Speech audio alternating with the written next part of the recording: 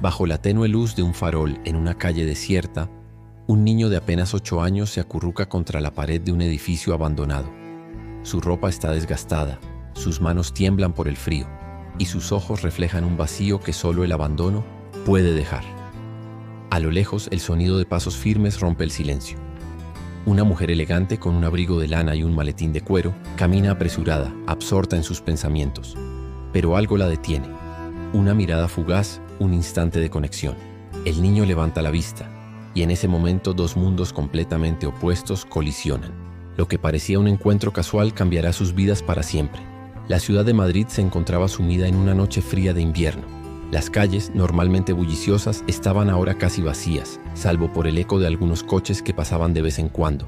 Las luces de los escaparates brillaban con un resplandor cálido, pero no lograban disipar la sensación de soledad que impregnaba el aire.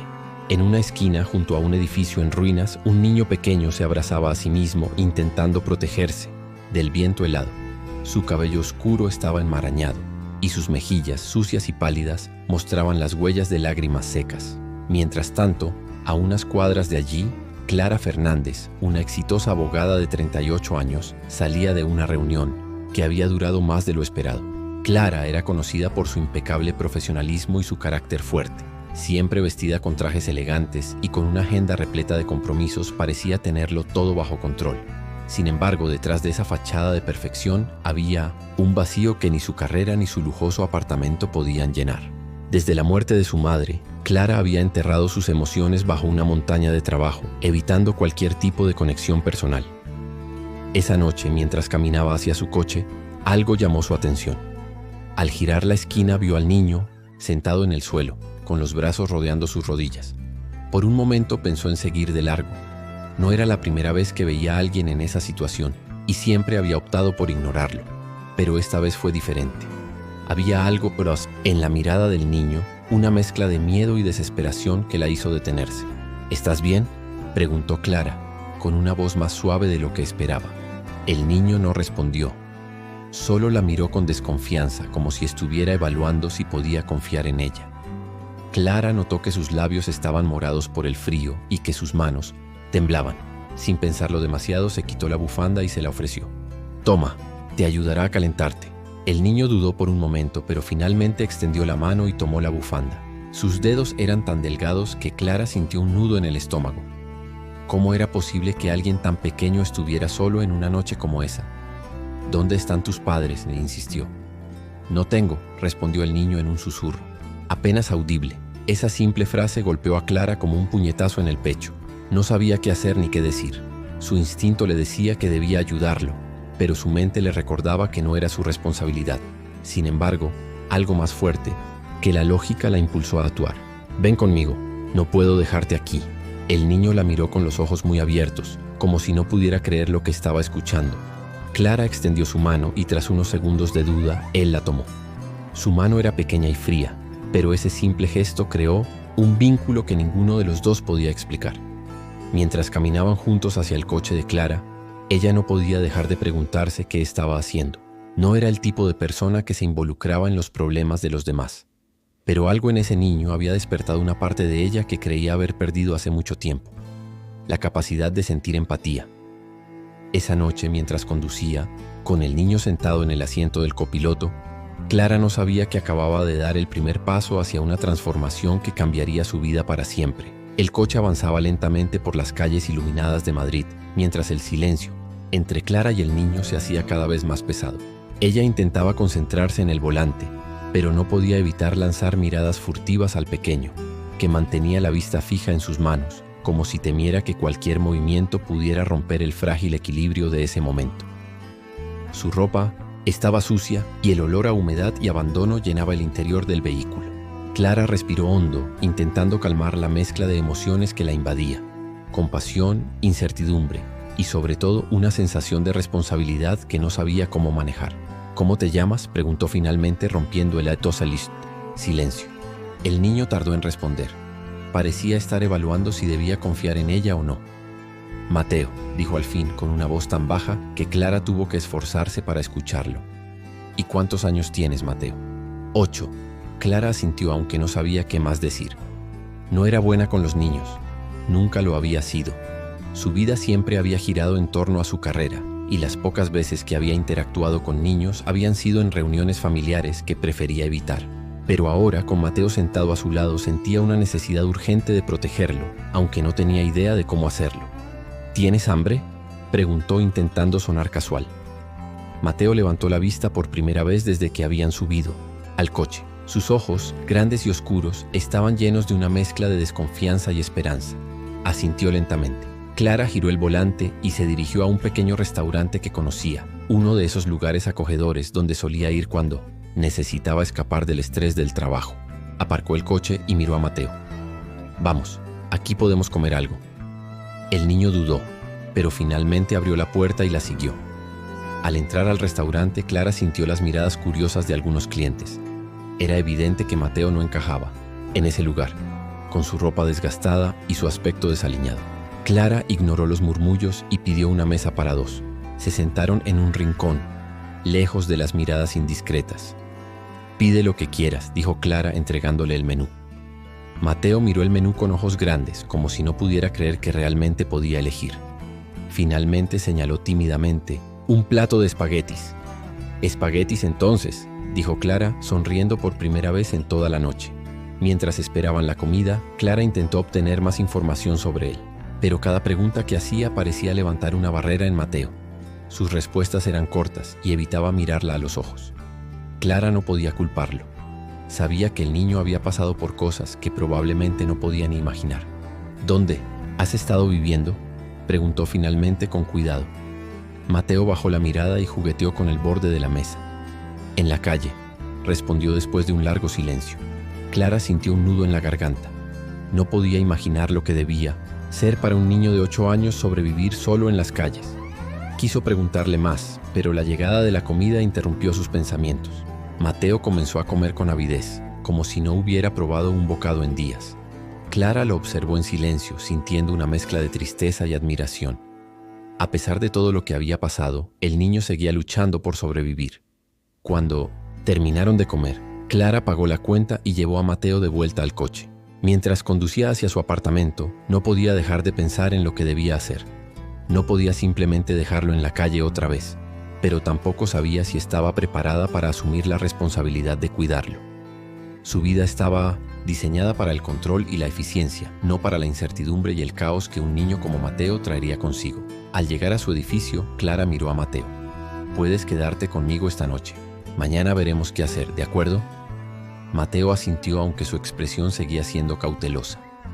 Clara lo llevó a su apartamento, un espacio moderno y minimalista que contrastaba drásticamente con la vida que Mateo había conocido. Les ofreció una ducha caliente y algo de ropa limpia que había guardado de cuando su sobrino pequeño la visitaba.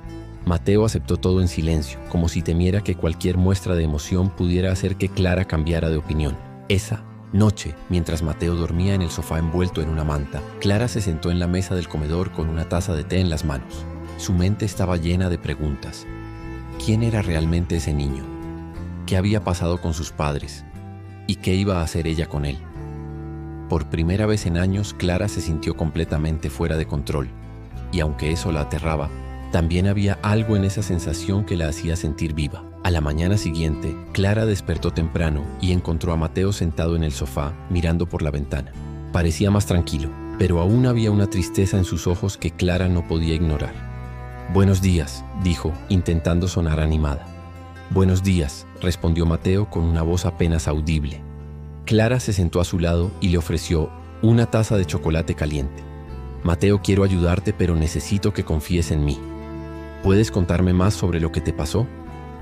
Mateo la miró, y por un momento Clara pensó que iba a cerrarse de nuevo. Pero entonces algo cambió.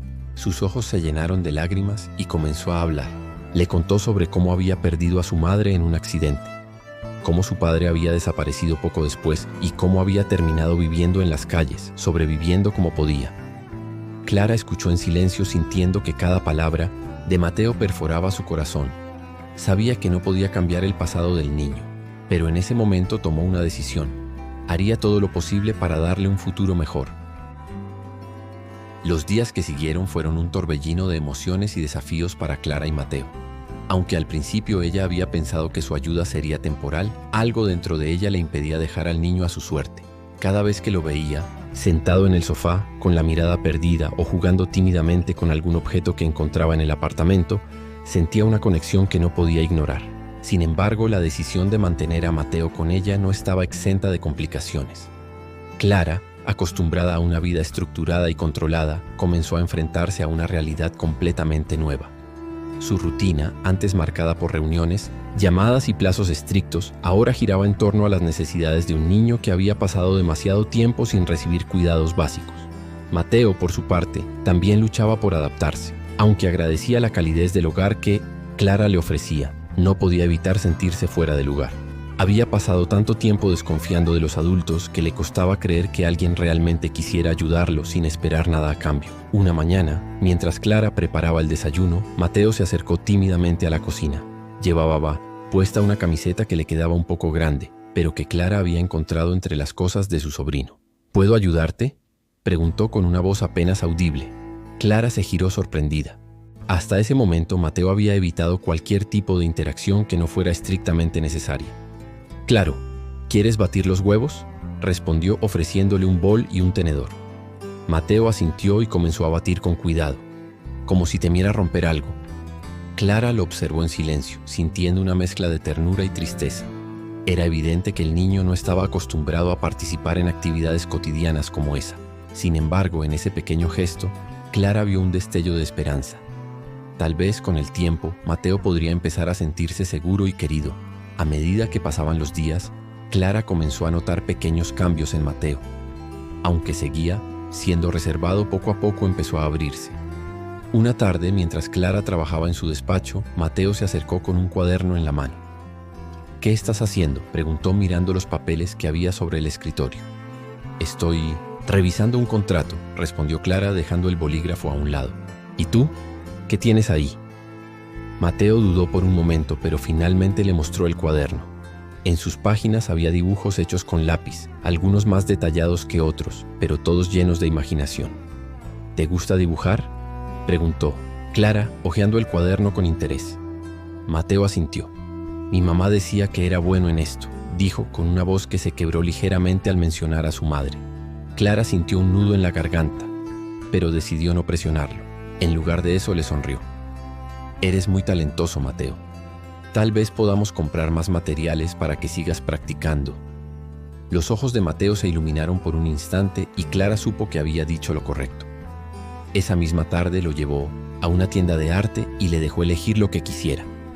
Mateo al principio parecía abrumado por la cantidad de opciones, pero finalmente eligió un set de lápices de colores y un bloc de dibujo. Clara no pudo evitar sonreír al ver la emoción en su rostro. Sin embargo, no todo fue fácil. Clara pronto se dio cuenta de que cuidar de Mateo implicaba mucho más que ofrecerle un techo y comida. Había heridas emocionales profundas que no podían curarse de la noche a la mañana. Mateo tenía pesadillas frecuentes y en más de una ocasión Clara lo encontró llorando en silencio en su habitación. Cada vez que intentaba consolarlo, él se cerraba, como si temiera mostrarse vulnerable. Una noche, después de una de esas pesadillas, Clara decidió hablar con él. «Mateo, sé que has pasado por cosas muy difíciles», dijo, sentándose a su lado en el sofá. «Pero quiero que sepas que no estás solo. Estoy aquí para ayudarte». Mateo la miró con los ojos llenos de lágrimas. «¿Por qué me ayudas?», preguntó con una mezcla de curiosidad y desconfianza. Clara tomó un momento para responder. No quería decir algo que sonara vacío o forzado. «Porque creo que todos merecemos una segunda oportunidad», dijo finalmente. «Y porque, aunque no lo creas, tú me estás ayudando a mí también». Mateo frunció el ceño confundido. «¿Cómo?». Clara sonrió, aunque sus ojos estaban llenos de lágrimas. «Antes de conocerte, mi vida era muy diferente. Tenía todo lo que se supone que debería hacerme feliz, pero me sentía vacía. Tú me has recordado lo que realmente importa». Mateo no dijo nada, pero por primera vez se inclinó hacia ella y la abrazó. Fue un gesto tímido, pero lleno de significado. Clara sintió que su corazón se rompía y se reconstruía al mismo tiempo. A medida que su relación se fortalecía, Clara comenzó a enfrentarse a nuevos desafíos. Sabía que no podía simplemente quedarse con Mateo sin tomar medidas legales. Consultó con un colega especializado en derecho familiar quien le explicó que el proceso de adopción sería complicado, especialmente porque Mateo no tenía documentos ni un historial claro. Además, tendría que enfrentarse a los prejuicios de quienes cuestionarían su decisión de adoptar a un niño sin hogar. Pero Clara estaba decidida. Por primera vez en su vida, sentía que estaba haciendo algo que realmente importaba. No importaba cuántos obstáculos tuviera que superar. Estaba dispuesta a luchar por Mateo. Mientras tanto, Mateo también comenzó a transformarse. Con el apoyo de Clara, empezó a asistir a la escuela y a hacer nuevos amigos. Aunque al principio le costó adaptarse, poco a poco fue ganando confianza en sí mismo. Sus dibujos, que antes reflejaban tristeza y soledad, comenzaron a llenarse de colores y esperanza. Una tarde, mientras Clara revisaba unos documentos en el salón, Mateo se acercó con uno de sus dibujos. Era un retrato de ellos dos, sonriendo bajo un cielo azul. ¿Te gusta?, preguntó con una sonrisa tímida. Clara tomó el dibujo y lo miró con atención. Sus ojos se llenaron de lágrimas. Es perfecto, Mateo. Es absolutamente perfecto. En ese momento Clara supo que, aunque el camino sería largo y lleno de desafíos, valdría la pena. Mateo no solo había cambiado su vida, le había dado un propósito que nunca había imaginado. Y juntos estaban construyendo algo que ni el tiempo ni las dificultades podrían destruir. El tiempo pasó, y la relación entre Clara y Mateo se fortaleció como un árbol que, aunque plantado en terreno árido, encuentra la manera de crecer y florecer. Mateo ya no era el niño desconfiado y temeroso que Clara había encontrado aquella noche fría en las calles de Madrid. Ahora, su risa llenaba el apartamento y sus dibujos, cada vez más coloridos, decoraban las paredes del hogar que ambos compartían. Sin embargo, la vida rara vez permite que la felicidad se mantenga sin desafíos, y Clara pronto se enfrentaría a la prueba más difícil de su vida. Todo comenzó una tarde de primavera, cuando Clara recibió una llamada inesperada de los servicios sociales. Habían recibido una denuncia anónima sobre la situación de Mateo. Según el informe, Clara estaba cuidando a un niño sin los permisos legales necesarios, y eso podía considerarse una violación de la ley. Aunque Clara ya había iniciado el proceso de adopción, este aún estaba en sus primeras etapas, y la burocracia avanzaba con una lentitud desesperante. Señora Fernández, entendemos que sus intenciones son buenas, pero necesitamos investigar este caso, dijo la trabajadora social al otro lado del teléfono. Mientras tanto, Mateo deberá ser trasladado a un centro de acogida temporal. Clara sintió que el mundo se desmoronaba bajo sus pies. La idea de separarse de Mateo, aunque fuera temporalmente, era insoportable. Había luchado tanto por ganarse su confianza, por darle un hogar seguro, y ahora todo eso estaba en peligro. No pueden hacer esto, respondió Clara con la voz temblorosa pero firme. Mateo está bien conmigo. Él necesita estabilidad, no más cambios en su vida. Lo entiendo, señora Fernández, pero estas son las normas. Le aseguro que haremos todo lo posible para que este proceso sea lo menos traumático para él. Clara colgó el teléfono con las manos temblorosas. Miró a Mateo, que estaba sentado en el suelo del salón, concentrado en uno de sus dibujos. No podía decirle lo que estaba pasando. No todavía, pero sabía que tenía que actuar rápido. Esa noche Clara apenas durmió. Pasó horas revisando documentos, buscando lagunas legales, llamando a colegas y escribiendo cartas. Sabía que no podía detener el proceso de los servicios sociales, pero estaba decidida a demostrar que Mateo estaba mejor con ella que en cualquier otro lugar. Sin embargo, el tiempo no estaba de su lado. 2 días después, los trabajadores sociales llegaron al apartamento. Mateo, que hasta ese momento no sabía nada, miró a Clara con ojos llenos de confusión y miedo. ¿Qué está pasando?, preguntó, aferrándose a su brazo. Clara se arrodilló frente a él con lágrimas en los ojos. Mateo, estos señores necesitan que vayas con ellos por un tiempo, pero te prometo que haré todo lo posible para que vuelvas conmigo pronto. Esto no es un adiós, ¿de acuerdo? No quiero irme, gritó Mateo abrazándola con fuerza. No quiero estar con nadie más.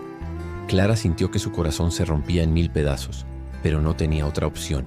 Mientras los trabajadores sociales se llevaban a Mateo, ella se quedó en la puerta, viendo cómo el niño que había cambiado su vida desaparecía en la parte trasera de un coche oficial. En ese momento juró que no descansaría hasta traerlo de vuelta. Los días que siguieron fueron un infierno para ambos. Mateo, ahora en un centro de acogida, se sentía perdido y traicionado. Aunque los cuidadores intentaban ser amables, él no podía dejar de pensar en Clara y en el hogar que habían construido juntos. Por las noches lloraba en silencio, abrazando el dibujo que había hecho de ellos dos bajo un cielo azul. Clara, por su parte, trabajaba sin descanso. Contrató a los mejores abogados, presentó pruebas de su capacidad para cuidar de Mateo y escribió cartas personales a los jueces encargados del caso. Cada día que pasaba sin él era una tortura, pero su determinación no flaqueaba. Sabía que Mateo la necesitaba y ella estaba dispuesta a luchar hasta el final. El punto de quiebre llegó cuando Clara recibió una notificación de que habría una audiencia para decidir el futuro de Mateo. Era su última oportunidad para demostrar que podía ser la madre que él merecía. La noche antes de la audiencia, Clara se sentó en el sofá con una foto de Mateo en las manos. Recordó la primera vez que lo vio, acurrucado en la calle, y cómo ese encuentro había cambiado su vida para siempre. «No voy a fallarte, Mateo», susurró con lágrimas en los ojos. «No voy a dejar que te quiten lo que hemos construido». El día de la audiencia, Clara llegó al tribunal con el corazón en la garganta. Mateo también estaba allí, acompañado por los trabajadores sociales. Cuando sus miradas se cruzaron, Clara vio el miedo y la esperanza en los ojos del niño, y eso le dio la fuerza que necesitaba. Durante la audiencia, Clara habló con el corazón. Explicó cómo había encontrado a Mateo, cómo había trabajado para darle un hogar y cómo él había transformado su vida. Presentó cartas de apoyo de amigos, vecinos y colegas y mostró los dibujos de Mateo como prueba de su progreso emocional. «Mateo no es solo un niño que necesita ayuda», dijo Clara, mirando directamente al juez. «Es mi familia, y yo soy suya. Por favor, no nos separen». El juez escuchó en silencio y al final de la audiencia tomó una decisión que cambiaría sus vidas para siempre. Después de revisar todas las pruebas y escuchar los testimonios, consideró que lo mejor para Mateo es permanecer bajo el cuidado de la señora Fernández. Sin embargo, este tribunal supervisará el proceso de adopción para garantizar que todo se haga de acuerdo con la ley. Clara sintió que el aire volvía a sus pulmones. Miró a Mateo, que sonreía por primera vez en semanas, y supo que todo el esfuerzo había valido la pena.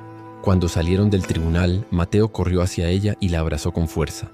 «Sabía que volverías por mí», dijo, con lágrimas en los ojos. «Siempre volveré por ti, Mateo», respondió Clara, abrazándolo con la misma intensidad. Ese día, Clara y Mateo no solo recuperaron lo que habían perdido, también fortalecieron un vínculo que ni el tiempo ni las adversidades podrían romper. Pero su historia aún no había terminado.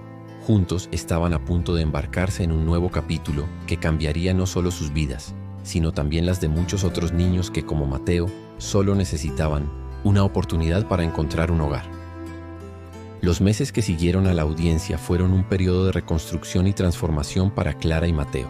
Aunque la batalla legal había terminado, ambos sabían que el verdadero desafío apenas comenzaba.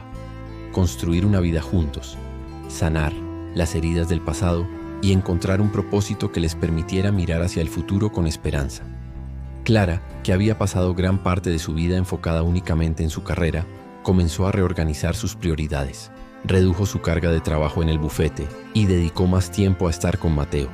Las mañanas ahora estaban llenas de risas mientras desayunaban juntos, y las tardes se convertían en aventuras en el parque, visitas a museos o simplemente momentos tranquilos en casa, donde Mateo dibujaba mientras Clara leía un libro.